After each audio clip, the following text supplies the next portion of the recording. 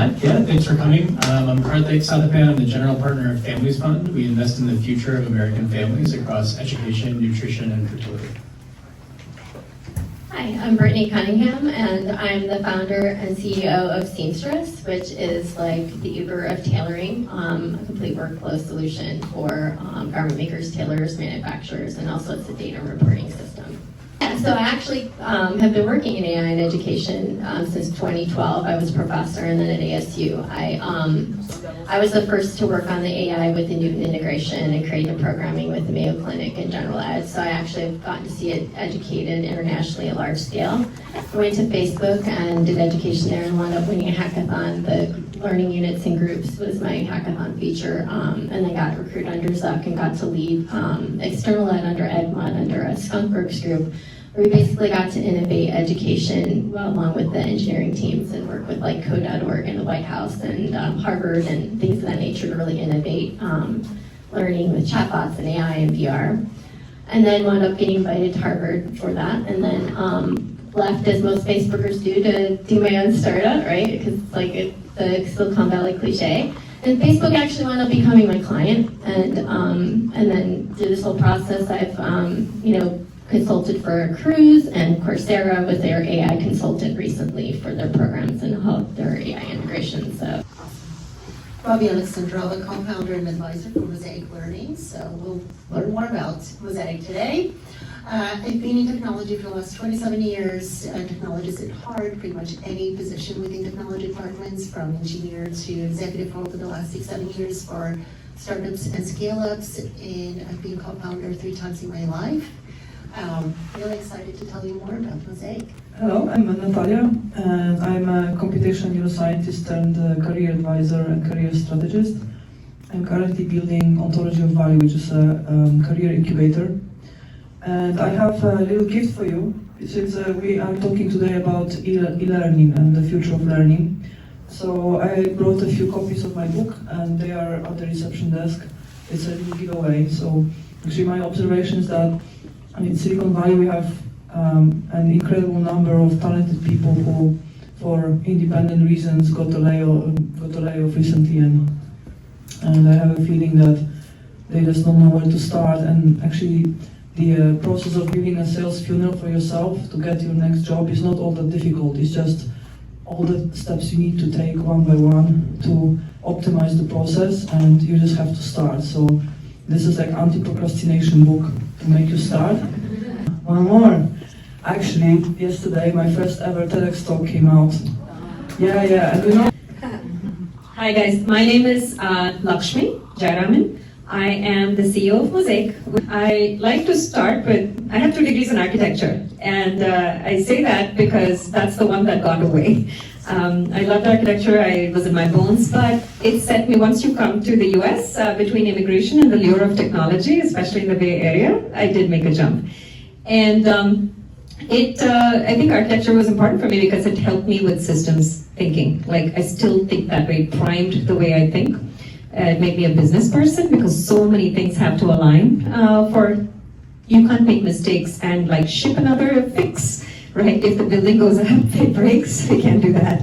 And so since then, once I popped into technology, I was in Autodesk, I was at Smart Design, which is one of the popular design agencies. Latest was Meta. I was there for a few years where I set up their design education program from scratch. And in fact, one of our team members right now was with me in that team, and she's now joined MOSaiC. So I'm super proud that we're taking our work forward. At Autodesk as well, I was in the education group, and one of the things, the first things we had to do was make the software available to everybody. But after that, we were doing educational content, so we got to iterate a lot with 18 million users on how people learn and what are the different formats that they're going to learn in. So I got super immersed in that space. The most fun one was when AI wasn't cool and we were still talking about machine learning. We were using machine learning, and I worked with the Office of the CTO to build a model for the machine learning that goes behind how people design using Fusion 360. So that is to it's not just drawing lines anymore. You are designing. So are you a draftsman or are you a designer? What kind of person are you every time you touch something and interact with technology? So that was a cool project. So anyway, long story short, somehow education's been in my system, and that's the path. And I wake up dreaming about it.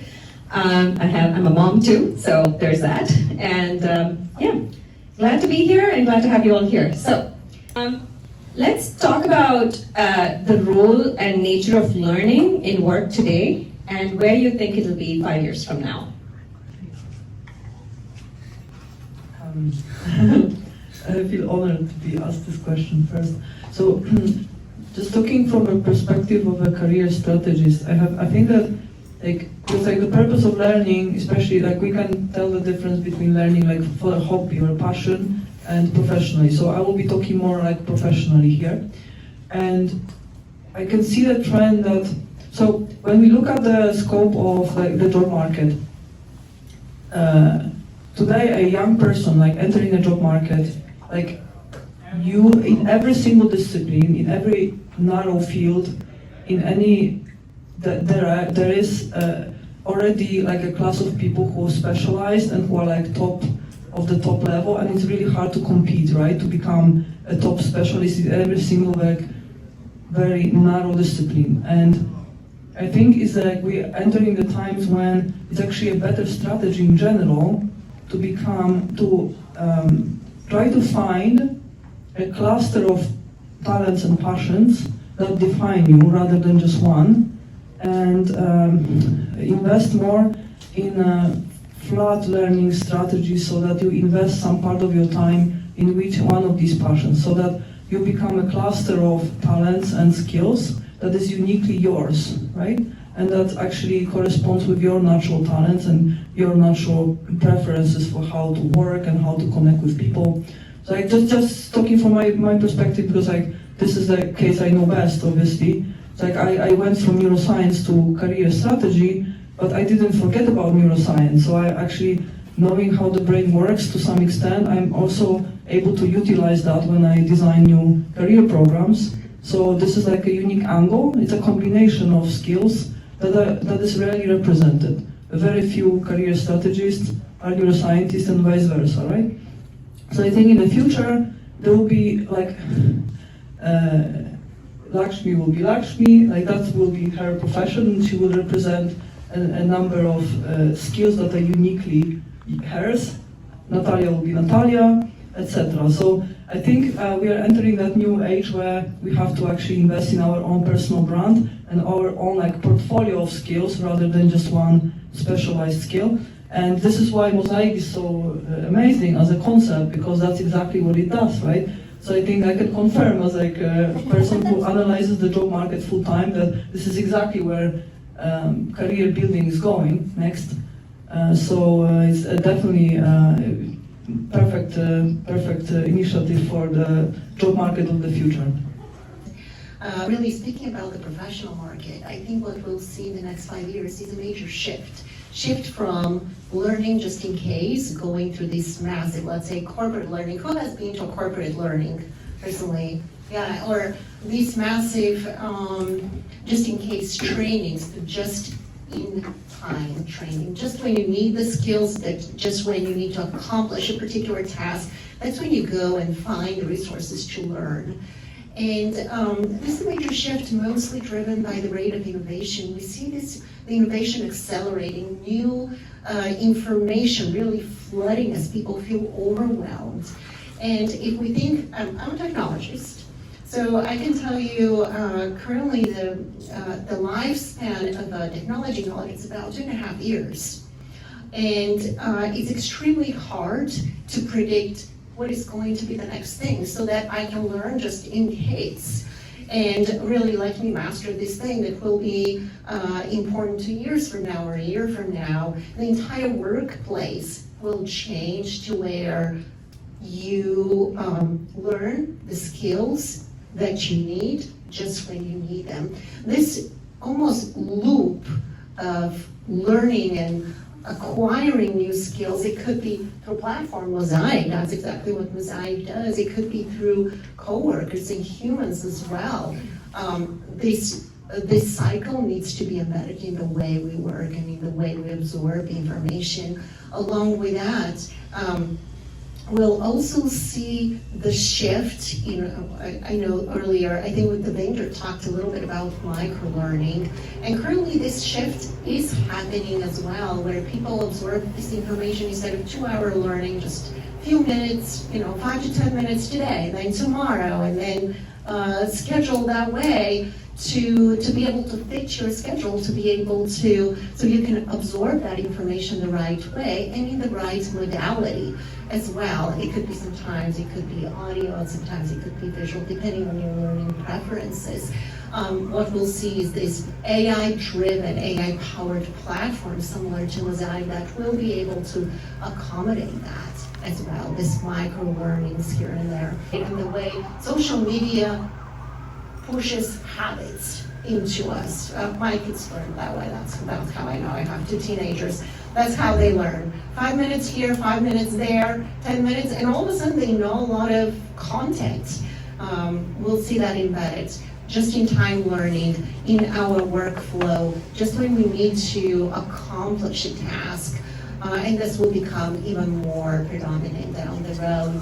5 years from now, it will become, companies will have almost this infrastructure that is embedded into the way their workforce really operates. One thing I wanted to make sure that we don't overestimate is, yes, AI is extremely powerful, but as well as the power of human. Human needs to be in the loop as well. So these social networks that combine the power of AI as well as the human element. This is one of the big, shifts that we'll see in the workforce and workforce learning down the road. And then also, if we think about digital just in case, so this major shift will, and we'll see that progression over the next 4 or 5 years, whatnot. It's going to be exciting. It will be exciting, yeah, and I'm excited to see MOSaiC leading the way there as well. Thank you. Well, I have a lot of thoughts about this. Like, I started out and actually adopted Gen Ed, which was micro-learning and taking AI and trying to understand students at scale and parse it out and say, okay, let's regurgitate this to students, and we saw some success with that, right?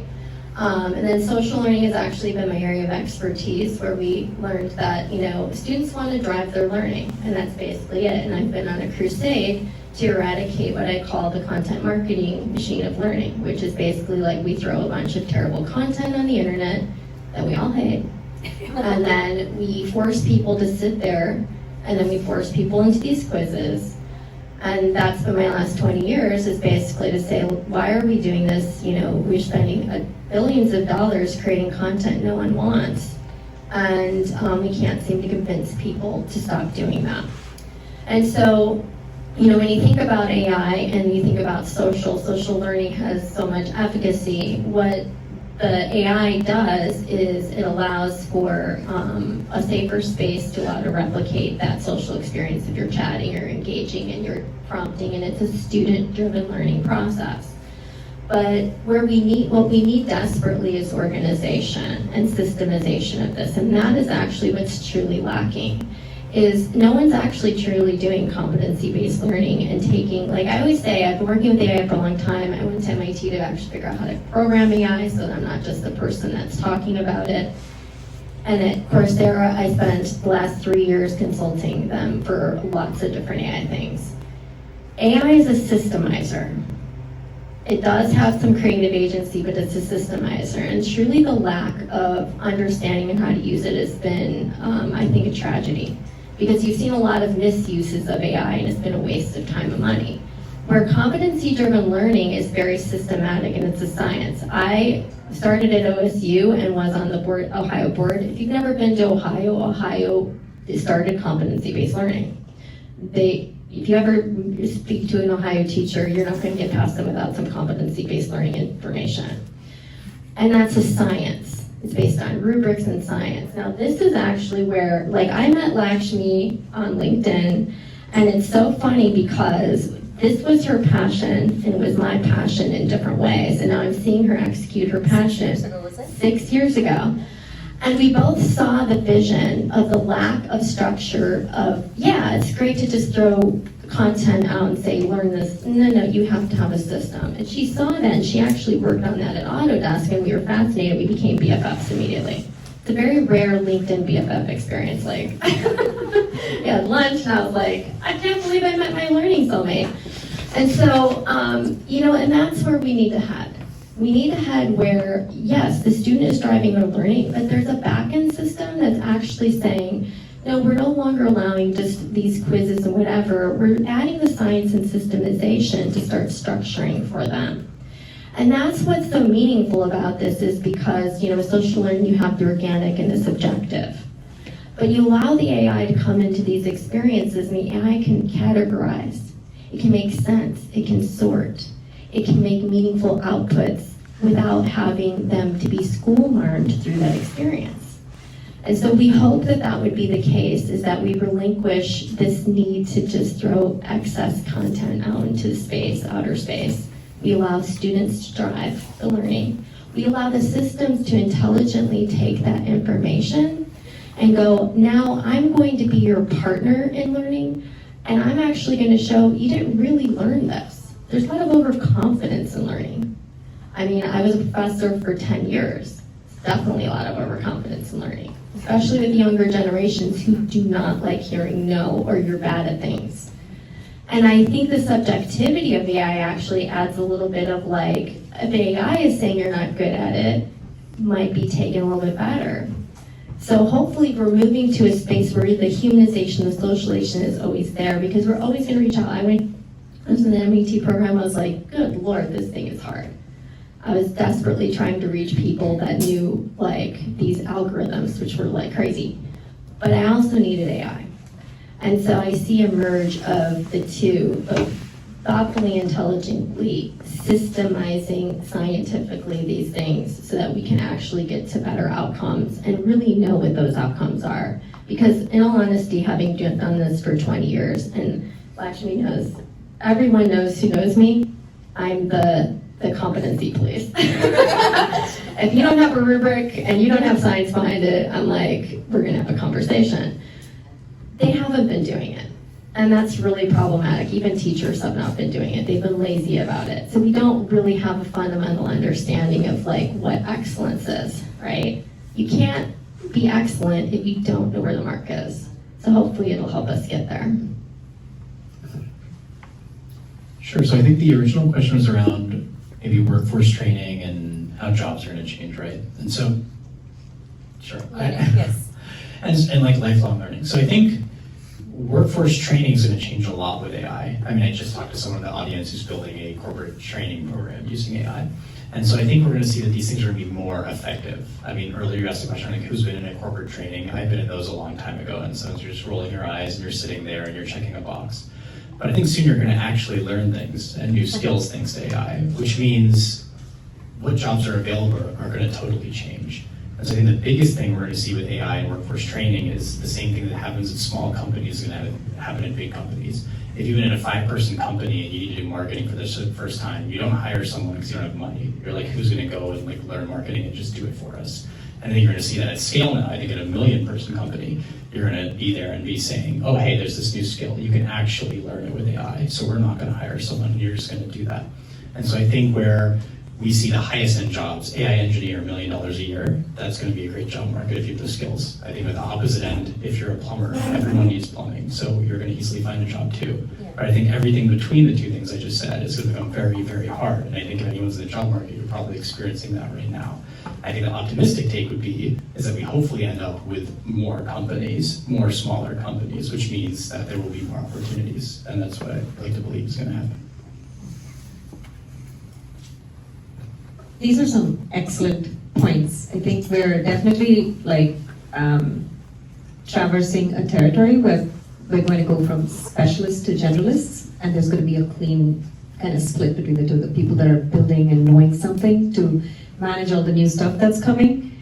And then there's a generalist that can put all of this together. And that's the whole concept of MOSaiC as well, is that you're more than just your career. My non-linear career path is something I was embarrassed about. It's like you start with architecture, then you go to design, then you go to some account management, and then you do construction, then you do some thing. And I was like, but it has made me who I am. And the way I see things, why I see things in the intersection of things. The intersection of things is just beautiful. Like, think about fusion cuisine or fashion, right? The intersections are amazing. So I think we're set up for a world for that, and I agree with all of your points here. Thanks for that. That was amazing. So I want to give some background. I was at an event yesterday, and it was a couple of investors from some of the very popular investment companies. And as a startup founder, I said, hey, I didn't tell them I was starting one. So I just said, hey, what do you guys think about B2C or direct-to-consumer kind of products? And what do you think about ed tech and what the opportunity is for that space? The response I got was, oh, it's hard. And they were like, well, for one thing, no one's working on it, at least not effectively. Everybody is doing B2B, right? They're building stuff for corporates. And the other investor said, it's hard, just don't do it. But here we are, we're gonna do it. And so I would love to get your take, all of you, on why and how the industry is skewing one way and what we can do to address that, especially on things that matter to people like their families and their education. So it looks like there's something happening there. So. My feeling is that B2C, one of the reasons it's actually hard is because it's not a stable dynamic, right? It's either like the crowd chooses the winner, right? It's like if your friends use an app, you also want to use an app, right? And usually it's like unstable. It either blows up and everyone takes over the world, or it dies out, right? So it's like Hunger Games. Still, like one winner is alive and the rest is dead. Versus like B2B is more like you can split the market, right? You can build an app or whatever solution you're building. You have a portfolio of clients and you kind of share the market with many other companies, right? And then it's some meta stability, and then you don't have to fight to death. AI is actually changing in B2C now, like really dramatically, is the way you do marketing and sales. So it used to be, like I myself built a B2C company, which is now also like spreading to B2B, but the way it used to be done so far, like you had to take care of your SEO, right, in visibility to search engines, pay for advertising, right, and do social media ads. So that was like a typical ways of building. Now it will be more about what's your reputation to agentic AI, right? And how agentic AI perceives you, and whether or not you have a reputation so high that LLMs can actually recommend you to a lead, right? Actually, I recently had this story. I was contacted by one of the, just a customer who built an aptitude test through a website, and like he asked me some additional questions. He wrote an email, just was curious about the product, and I just out of the blue asked him, like, how did you actually find this website? And he was like, oh yeah, I was talking to GPT, and GPT just mentioned your website. And I was like, oh, that's interesting. And so GPT sold the product for me without me knowing anything about it, right? So this is how it's going to be. You have to build a reputation so that AI decides for itself that you're worth recommending, right? And so AI is fundamentally changing B2C. It will change all types of communication, outbound marketing, right? Like it will be increasingly hard to reach the other side of the table because agentic AI everyone will be represented by agentic AI, right? Everyone will use an agent who filters emails and decides which email is important enough to reach your eyes and which is not, right? So we'll all have, so our reputation comes to the room before us, right? And in every single meeting, even whether it's online or in person, it's like a big Pokemon standing in front of us, right? And like our Pokemon goes first and we go like after. And whoever has bigger Pokemon wins, right? And decides the course of the conversation. So you have to make your Pokemon as big as possible. And whether it's like you're in person in your direct environment, like your reputation in your direct environment, or your reputation points online, you have to score as many reputation points as possible, because otherwise AI can just block you from selling anything. So I think that's how it's changing. Is that a good answer? I love the Pokemon. I think the search engine optimization will just become a thing of the past. We'll enter the world where we have agents talking to agents, where you basically would just tell your agent, go find me a tool that I can learn X or B or Y, and it will just go find it for you, or go order me a pizza and whatnot. B2B in general, especially in this economic environment, this is what most of the startups right now are building. You start with maybe smaller companies, and then you kind of build upstream, and that's the world that I come from. On the other hand, there's plenty of business to consumer, very, very successful companies, and they've been able to build this success through virality, really. Virality, word of mouth, you press on your distribution channels, of course, and speed to market, really pressing on those fundamentals. How do you reach the customers, understanding your customers, and being able to build that momentum. It's nothing new, it's mostly an area which is just accelerated by AI. And how are you able to utilize AI tools to help you to get to this speed of market? How are you able to use AI tools to work through these distribution channels and reach your customers? Speaking about EdTech, actually, even when we talk about business to business, at the end of the day, maybe we can speak about EdTech as B2B to B2C, because at the end of the day, even if you sell to businesses, the impact of your EdTech product needs to be felt by the end user. We need to be able to learn faster. If you bring it back to MOSaiC or some of these brave B2C companies that are going to B2C regardless of the wise advice out there, is actually a great place to even start with. Exploring how do you bring that value to your end customers as quickly as possible, engage the results. When we speak about EdTech, at the end of the day, it's about producing results, not certifications. If you're able to teach people faster and people are able to absorb that new information faster in the fashion they would like to absorb it, in a way that it's tailored to their learning needs, that's a recipe for success. Now, later on, it could become a business to business. I'll start with this story because it's really important. And he's like surrounded by farmers who had farm machines that couldn't really, get their crops. They were based on steam. Well, aeronautics is based on hydraulics, which was one of his specialties. So he's fiddling around in the garage, just on the side, and he comes up with a tiny pump, a hydraulic pump, to hook up to this farmers.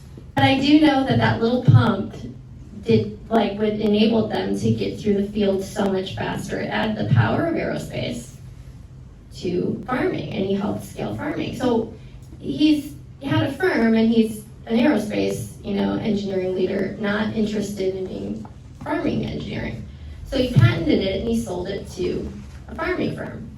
And then he wound up patenting more stuff just because he was an inventor, right? And he did this throughout his life. Like, he went to work at NASA, he was in Apollo and all that stuff, but on the side he was like electric wheelchair. The point was, it started out with, there was a problem. He wound up making more money off of those farming patents than all of his engineering work with aerospace, NASA, whatever. Because that was actually the problem. He gave them the solution, and end of story was helped scale farming in the process, right? And lived off very well off his patents. Everything that makes money is a problem. You've solved a problem. It's really that simple. And when it comes to investors, let's remind investors that there was a catastrophic amount of loss because they kept funding the same things that were solving no problems, that really had no solutions. And that's a huge problem in my estimation, is you have the same people, you're all funding each other. You're not funding people in Kansas, you're not funding women who have a problem. They're not going outside their sphere. And if we got back to problem and solution, that's going to make money. So that would be my answer, is let's get down to problems and solutions. Let's start asking other people, not the same 10 people. And I think we'll start to get to market solutions that matter for much larger audiences. Generalist bigger firms, what I would say is their job is to make money. And if you're a generalist firm and you have the option to invest in OpenAI or parent-to-teacher software, which one are you going to do? You have a job for your LPs to make as much money as humanly possible. You're going to invest in OpenAI. And I would believe, whether you admit it or not, that 99% of this room would do the same thing if they were in that position. However, I think things are changing. I can't speak too much to adult education, but I think kids' education is totally transforming right now. I would actually go as far to say that B2B education in kids is completely dead, and we're moving completely on from that. And it's because the education system is getting really bad. Right here in San Francisco, 45% of kids are behind their standard literacy rate. 45%. Just give it another 6 months, it'll be 50%, give it another year, and it'll be 60%. The majority of kids will not be reading at the level they should be. And so when that's happening, parents are turning to different solutions. For example, when I was in high school, 1 in 100 kids were homeschooled. Right now, you can guess the number in the US, it's 1 in 10. 1 in 10 kids in the United States are homeschooled. So things are really changing. Beyond that, in 17 states, governments are giving you up to $10,000 to figure out your own education. And if the federal government steps in, that number is going to be $20,000. And now the final piece of this is really AI. We didn't have ChatGPT 2 years ago. I think if everyone had a personal tutor for their child, that'd be the best education, but physically you can't have a 1-to-1 ratio of tutors or kids. AI won't get us there, but it'll get us closer. And so what I'm seeing from founders that are really inspiring me, and the reason I started this fund, very selfishly for my 2 young kids, is that there are people out there that really want to build education and are focused on nothing but outcomes. They don't care about efficiency, they don't care about anything else. They're like, how are we going to teach our kids to read and do math? So personally, I think this is the best time of any time in human history to start a company in education. But the only asterisk I'll give is it is extremely hard to break into this market. And if you're just doing it for money, you should go start a B2B SaaS company instead. Very well said. Outcome-based. And I hope that the people in this room take that message home, right? There's power in the people, power in numbers, if you're a words fan. There's things that 1 billion people can do that 10 VCs can't do. And that's how revolutions are started, that's how, lives are changed. And so a lot of responsibility, fortunately or unfortunately, does come to the consumer at this point. Now we're in a position to take charge, and we must. And so if you're in a space where you're able to support smaller initiatives, if you're able to start companies that actually solve these problems and not say that, oh, a 2x or 3x valuation is not so bad. You don't need a 100x valuation every single time. And be okay with that.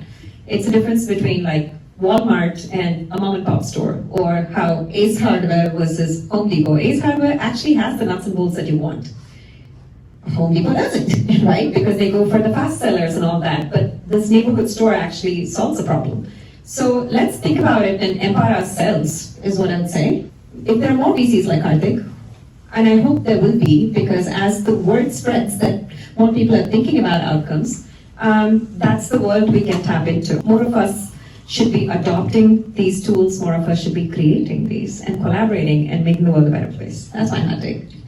I want to give questions to the audience, please. My aunt is a special educator, has been for 30 years, in primarily disadvantaged, underrepresented communities. And I'm wondering how we can get VCs or people in power or positions of power to sort of care about these underrepresented communities. This whole week I've sort of been talking to investors and people building platforms, and I think mostly they're sort of focused on their own kids who sort of have these advantages. So how do we sort of shift the focus away from our personal, kids' education and sort of shift the focus and try to give these underrepresented communities also a chance? In fact, our next speaker, Pat, she spent her entire life working with special ed and creating a technology because nobody else will do it. But she's taken on this challenge to say, this is going to be my legacy, and created Cognition Labs and created the tools for dyslexic, dyscalculia, for dyspraxia, and she's going to talk to us next about it, so I don't want to sell that story yet. But the fact that there are committed people that are doing that, that's one thing I want to point out. But you're right, there's no money in it. There's about 15 to 20% of the population that has some form of disability, right? Either a sensory disability like blindness or deaf, or they have a learning disability or cognitive disability or a physical disability. In a room of 100 people, 20 people will have something going on. And that seems cruel to ignore that. But the world has always operated in a world of majority, right? And we should never do that. I always say, I'm always in the minority, so what I want never happens. And that seems unfair. We're working with folks like Patricia and Diane so that we're going to incorporate these technologies into MOSaiC from day one, right? And we're starting with accessibility first and addressing learning differences as we start making greater and greater partnerships. So there isn't money there, that's the truth, but we can change that, and that's one of the things that we're going to try to change. On any given day, even if you, until last week, Rachel, don't mind me calling you out, she had a patch in her eye, right? Because she had a surgery going on, and so she had to use dyslexic tools in Cursor to be able to build the code of the product that we're going to see today. So it is out there, and a lot of engineers are actually neurodivergent. I have ADHD, my son has ADHD, and so there's a world where it's been segregated. We should change that, VC or no VC, and more people like Karthik who care about the outcome that can actually drive for this. In order to be able to really create this empathy for people, we need to be able to create this greater awareness as well. Some people experience it on a personal level. Let's say my daughter does have ADHD, and for me it's very important that I work with companies and contribute in a way that helps these people. We see largely these companies really look at the bottom line, and maybe we should invent a new way. Maybe we should start talking about a double bottom line when you have the numbers, but then you have the social aspect of it that adds to create this a much more comprehensive picture of the impact. Fortunately, there's companies out there that are thinking seriously about these problems, and MOSaiC is one of them, and AI is enabling these tools. And actually, in fact, one of the big shifts that we'll see powered by AI is this personalized, highly tailored learning experience, and that for sure will help. Yeah. Now, if you don't know anything about the Chicago school systems back in the day, they built themselves to be one of the best school systems in the country. My mom's had a long background in building the school boards and making sure underrepresented and the disabled were properly educated. Well, what happened is you build it and they will come. He did the Head Start. He made sure everyone got preschool education. Everyone made sure they got a breakfast because nutrition is part of your education. And then when everyone realized, okay, this is successful, that's a very attractive option, right? And then everyone started modeling after them. It really comes down to when you're doing things for the right reason and you're getting to success, it does work. And I think it's just being brave enough and caring enough to do it is really, in this world, is the challenge, because our world has moved away from compassion and not caring about the bottom line, and it really hasn't benefited us. Some people will only see what's in it for them, and then they don't realize, like right now we're at 50% of all wealth is owned by a certain percentage. That obviously isn't good for the economy. It's going to be better for the economy when all people are successful. And we can't be there unless we have people brave enough to put those people as part of their priority. So to speak specifically to special needs schools, I can give a concrete example of a company we've invested in. So one of our companies helps parents access as much money as humanly possible from the state or federal government to spend on education.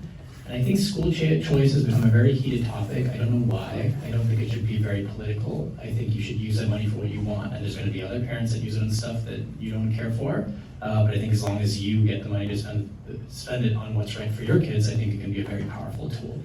And so anyways, back to this company. They helped a very specific family in Arizona. I don't want to say too much about them, identify them, but they have 3 kids. They were not doing very well. 2 of them had special needs. They were trying to fill all these forms. They got a couple grand. When this company stepped in, they got the family $30,000 per year, and they were able to send those 2 kids to a special needs school, which was a charter school in their neighborhood. And I don't want to take credit from it. I'm so far removed from that process, but that is something that a company did with a single bottom line to make as much money as possible. And so I think if you can align the incentives, it really comes down to the founder. That founder wants parents to be able to access money to spend on their kids. And so that's just one example I'll give. Amazing. Thank you for doing that, by the way. Yeah. I didn't do anything. Any other questions? Yes. I can be loud. I need to be loud. Okay. Thank you so much for everything everyone has shared and for hosting this. I started a private middle school in San Francisco out of need for my daughter originally.